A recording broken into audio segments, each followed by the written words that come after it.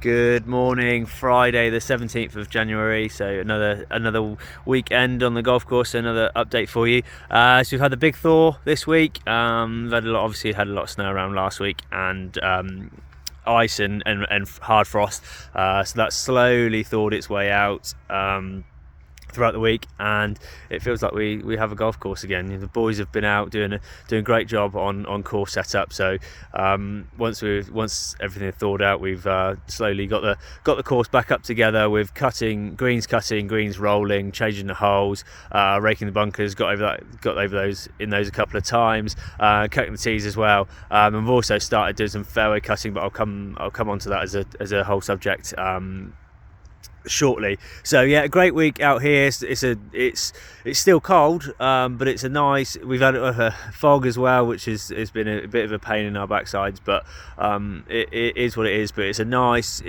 dry, crisp, cold morning out here. And yeah, buggies are back on. We've got part of the short game area back open on that chipping side as well. So yeah, good week out here. It feels like we've got a golf course again, and yeah, hopefully you're out here enjoying it.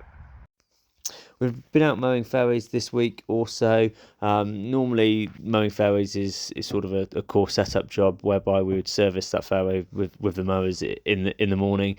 So it's prepared ahead of golf. We're sort of taking our time a little bit more at the moment, so it's almost a little bit more of a project based thing of resetting them for the season ahead. So over the course of a year, they move around a little bit. They may come in. They may go out. So it's just resetting them for the season. So whether we want some of the fairways to move ever so slightly, and then make them an even number of whips wide. So that combines having the fairways where we want them, but also making them quite efficient as well. So we're not going back and filling in lots of areas because they're wider on one side than they are on the other, and all that sort of thing, which can be quite time consuming. So we're just taking our time to go out there and reset those.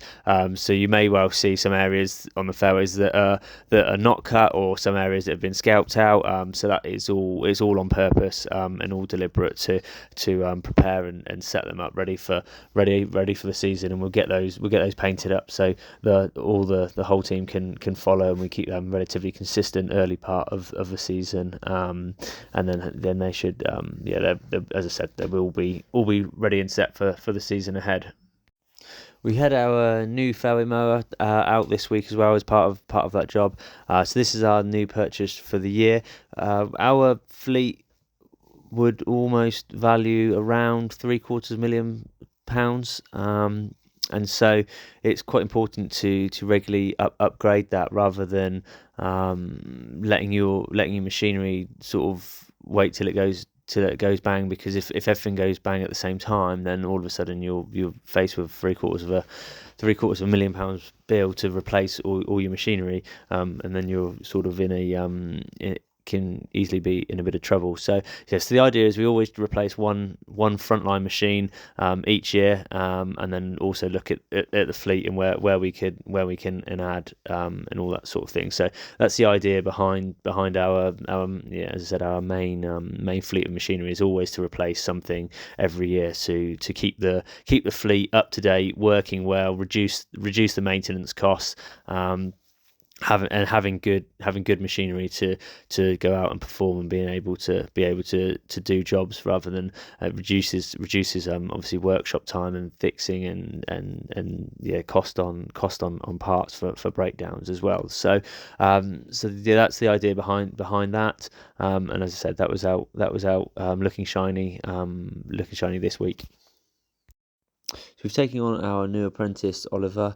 He applied to us looking to pursue a career in something he could be passionate about. He has a great love for the outdoors, the countryside. He has a good knowledge of golf as well. He plays the game, and he also grew up on a farm. So that made him a very, very ideal candidate for us, in terms of he's got a good. He's coming into the role with a good wealth of knowledge of machinery, and we felt he'd pick up the machinery very quickly and very, very well. and would thrive in the environment that we offer. So yeah, if you see Ollie, then be sure to say hello and give him a good welcome from us. And yeah, we're very, very much looking forward to Ollie's progress with us, and watching him grow and grow into what we hope will be a very, very good greenkeeper.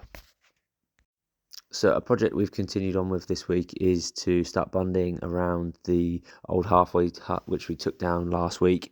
We're just going to potentially use this as a grass pile or a sand pile, so we just want to make it hidden from golf. We're using the material from our yard, just at the back of this concrete slab. We're looking to turn that into type 1, potentially concrete, so it's got a hard standing, so that we can at the back up against the fence we can put pallets with materials down, and then it would be used as sort of parking spaces for our vehicles as we pull them out of the machine sheds. So and keeps all that area neat and tidy. So that's the plan there. So as I said, we're taking the soil out of there, and we'll replace it with type 1 for a hard standing base. So yeah, it's using two birds with one stone to take the material out, and then use it in an area where we need it.